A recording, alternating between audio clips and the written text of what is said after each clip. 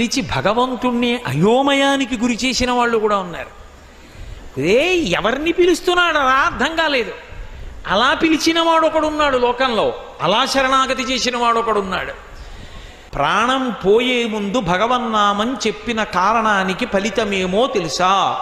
భగవన్నామము యొక్క వైభవం ఏమిటో, ఆయన్ని పిలవడం అంటే ఏమిటో, ఆయన్ని పిలిచినప్పుడు ఆయన ఎంత త్వరతో వస్తాడో, కోటి జన్మల నుండి తను చేసినటువంటి పాపాలు ఏ ఉన్నాయో, ఇంతకన్నా ముందు జన్మల నుంచి ఉన్నటువంటి పాపాలు ఏ ఉన్నాయో, ఆ పాపాల రాశి అంతా కూడా ప్రాణోత్క్రమణంలో నారాయణ అన్నాడు కాబట్టి కాలిపోయాయి. లేవు ఇతనికి పాపాలు. మీకు ఈ ధర్మ సూక్ష్మం తెలియదు. పెద్ద దూది పర్వతం ఉంది. ఒక నిప్పు రవ్వ చాలదా కాలిపోవడానికి? ఒక్కసారి నారాయణ అన్న నామం చాలదా పాపాలు కాలిపోవడానికి?